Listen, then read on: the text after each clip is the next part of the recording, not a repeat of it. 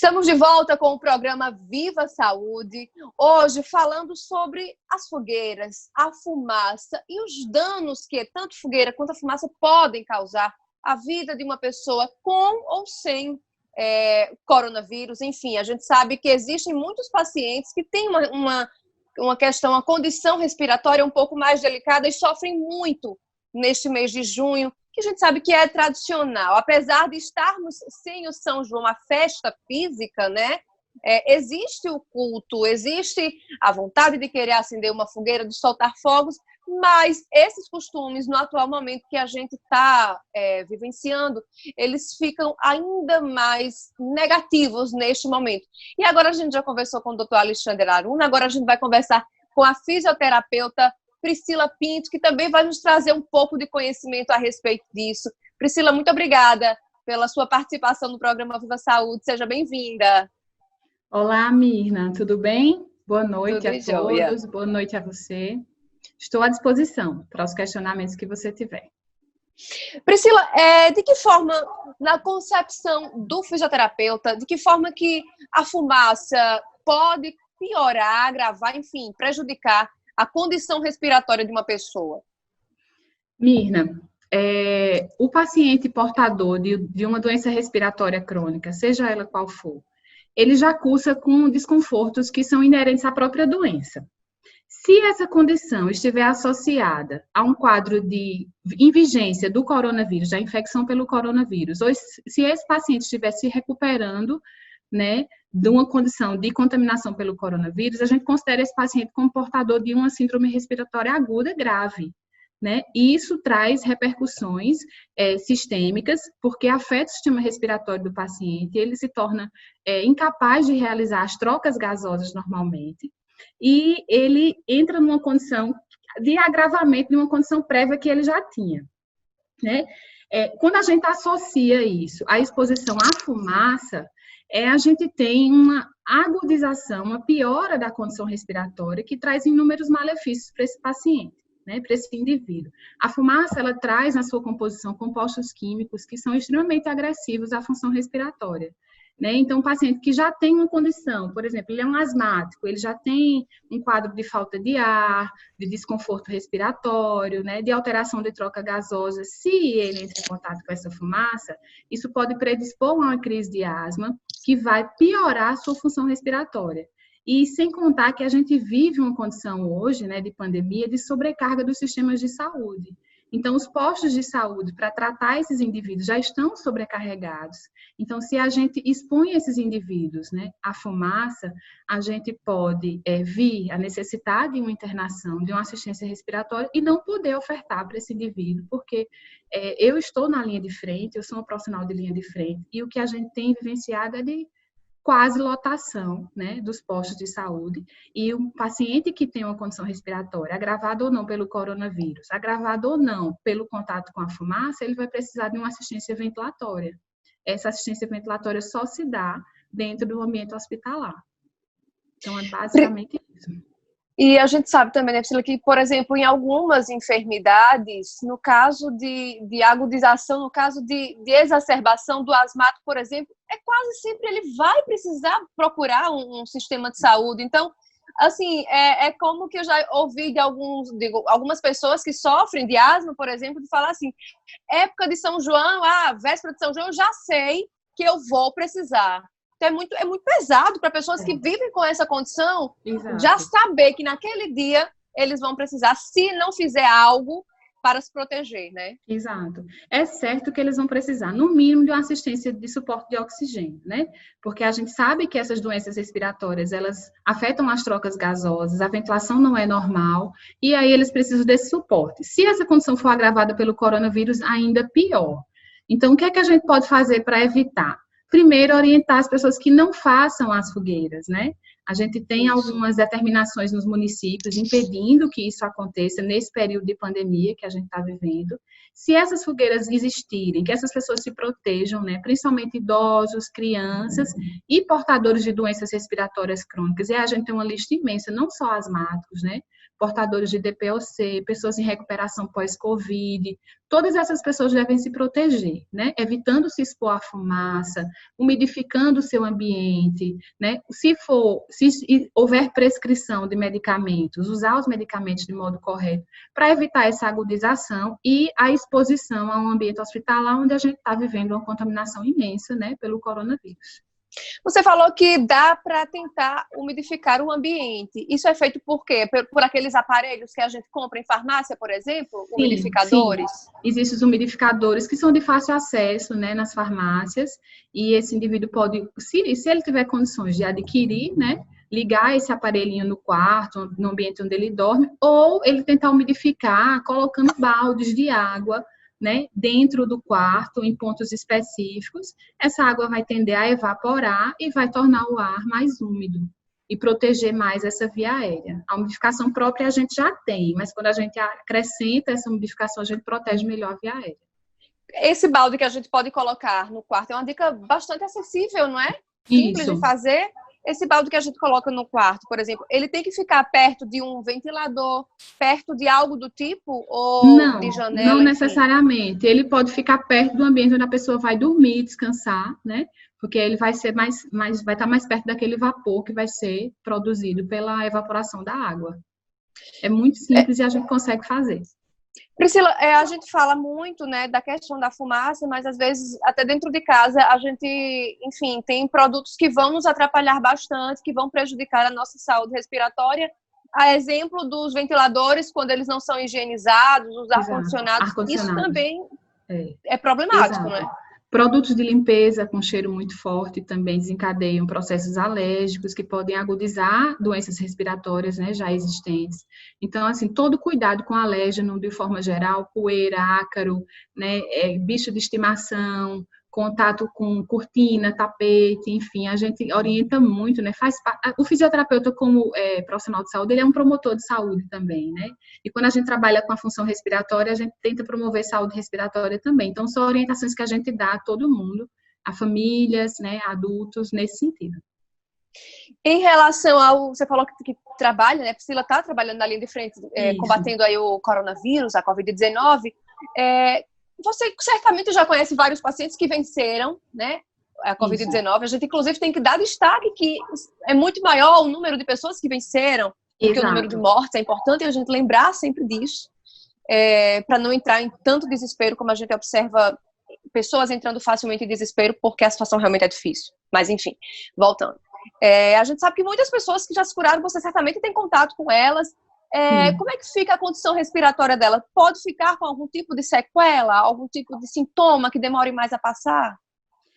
Mirna, esses pacientes, eles têm um quadro de insuficiência respiratória aguda, né? Existem sequelas, sim. Principalmente essas sequelas estão advindas do período de hospitalização, que não é pequeno. Essas pessoas não se curam num período muito curto de tempo. Elas precisam ficar hospitalizadas, em assistência ventilatória. Então, isso traz uma série de repercussões sistêmicas, não só respiratórias, né? Perda de funcionalidade, perda de força muscular periférica, que a gente chama. O paciente pode evoluir com falta de ar, né, por conta do acometimento direto no tecido pulmonar, que a gente chama de parênquima pulmonar. Então, esses pacientes são pacientes candidatos à assistência da fisioterapia na pós-alta, né? A gente tem recebido uma demanda muito grande de pacientes que se recuperaram do Covid-19 e que agora precisam de uma assistência da fisioterapia, para ser reinserida às suas atividades, né, com o máximo de funcionalidade e com o mínimo de sequelas respiratórias possíveis. A gente sabe que os pacientes, uma boa parte dos pacientes que agravam, né, uma pequena parte, na verdade, dos pacientes que se agravam, acabam precisando realmente de respiradores. Isso. E alguns se estendem bastante, como você bem falou aí, né? Quando eles estão na UTI, acabam tendo sequelas posteriormente que eles precisam tratar com delicadeza.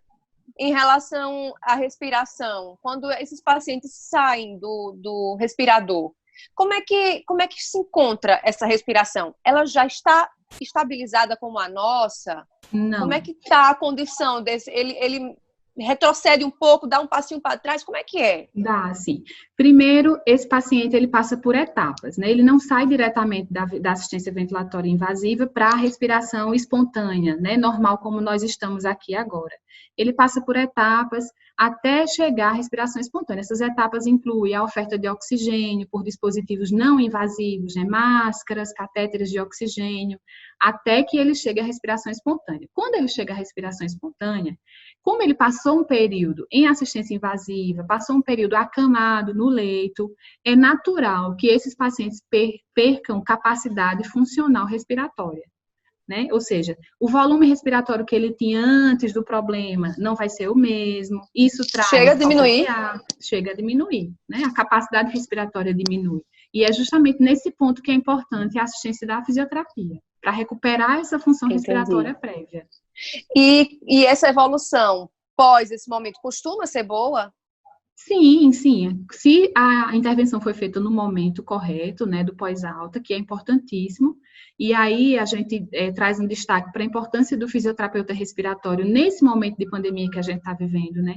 Muitos pacientes têm procurado, e eu diria que eu sou docente, sou professora também da área, e são poucos profissionais que escolhem essa especialidade. Então, é importante que as pessoas se capacitem para prestar essa assistência. E agora, mais que nunca, extremamente requisitado, né? Exato, exatamente. Eu lembro, eu gostava, a fisioterapia, minha filha tem 4 anos e eu me lembro muito que logo quando ela nasceu, eu ficava com medo de medicar, insegura, mãe de primeira viagem, e aí até que eu descobri a fisioterapia pulmonar para tirá-la dos momentos de excesso de secreção, de angústia, né? E você ali com um bebezinho muito pequeno sem conseguir, mas aí vinha esse profissional, que eu sou extremamente grata, e consegui aliviar, assim, substancialmente, né, o desconforto respiratório, né? Impressionante. Exatamente. Como alivia, né? É uma resposta muito rápida, a gente consegue ofertar um alívio muito rápido com a nossa intervenção. Por isso que nós somos profissionais indispensáveis nas UTIs, né? Na assistência intensiva ali, junto com a equipe, prestando um serviço do máximo suporte possível, principalmente do ponto de vista respiratório. Priscila, voltando para a questão da fumaça, agora do São João. Aquelas pessoas que vão entrar em contato, inevitavelmente, com fumaça. Você falou sobre o umidificar, o ambiente deu algumas dicas, mas eles podem fazer algum tipo de exercício que possa favorecer a respiração dele no momento de angústia? Mirna, esses pacientes, geralmente, por possuírem, né, se for o caso, uma doença respiratória crônica, eles já são pacientes que existe uma medicação, né, de uso crônico prescrito. Então, é orientar que o paciente faça o uso adequado das medicações. As bombinhas são muito utilizadas nesses períodos, que a gente chama de broncodilatadores. Muitos fazem uso de nebulizadores para também umidificar a via aérea, não só esperar, né, que adquira um umidificador de ambiente, mas as nebulizações são importantes, e os exercícios respiratórios, né? As respirações profundas, para manter a capacidade respiratória e esse paciente não entrar numa crise, num quadro de falta de ar. E qual seria a orientação para os pacientes que tiveram a Covid-19? Porque a gente sabe que pessoas com DPOC, pessoas com asma, enfim, elas já sabem lidar um pouco melhor, geralmente elas sabem lidar um pouco melhor, porque já conhecem, né? Claro, os que passam pela primeira vez é diferente. Porém, a gente está com uma gama de pacientes aí que até então muitas vezes não tiveram contato com problemas respiratórios anteriormente. Então, para eles é tudo uma novidade, né? O paciente que venceu o coronavírus, está sendo reinserido agora na sua rotina normal, ele está passando, como você bem falou, está se readaptando, ele não vivenciou isso ainda. E isso geralmente também pode acabar despertando um certo medo, uma certa ansiedade de não saber como lidar com aquela situação, né? Exato. Como esses profissionais, esses pacientes já recebem alta no ambiente em que existe um fisioterapeuta inserido, a orientação é que esses profissionais que estão na equipe, que vão dar alta ao paciente pós-Covid, orientem que essa pessoa procure a assistência de um fisioterapeuta. É o mais indicado para o momento, é o profissional mais indicado para reabilitá-lo do ponto de vista funcional e respiratório. Não há outra orientação, né? E a gente também não deve orientar o paciente que faça exercícios ou qualquer outra conduta sem a presença de um profissional, né, capacitado para prestar essa assistência. É a principal orientação que a gente pode dar no momento. Procure o seu fisioterapeuta. Ok, então, Priscila, muito obrigada pela sua Por entrevista, nada. pelos seus esclarecimentos. Obrigada. Tenho certeza que ajudou bastante. E olha aí, é bom Aí, assim. o É meu assim, príncipe veio aqui me dar um abraço. home office é assim mesmo. A minha É, filha entra aqui no quarto também, invade e faz festa. isso.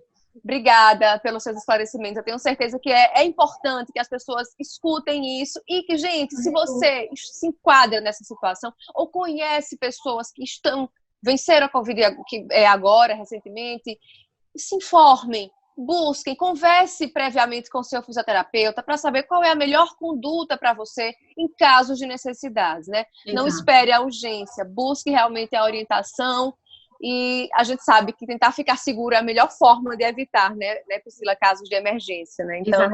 realmente, E evitar se expor ao máximo nesse período de sobrecarga dos serviços de saúde. Evitar se expor ao máximo para que não precise e não tenha vaga, né? No momento que a gente está vivendo. é isso mesmo. Obrigada mais uma vez, Priscila, pela sua Só à participação. disposição. Obrigada também. Um abraço. E você de casa que nos acompanhou, muito obrigada pela sua presença, pela sua audiência. Eu espero que você tenha gostado do programa de hoje, que tenha te ajudado a sua família, porque esse é o objetivo do programa Viva Saúde, cuidar de você, ajudar a cuidar da sua família, que é tão importante para nós. Um beijo grande e a gente se encontra no próximo Viva Saúde. Até breve!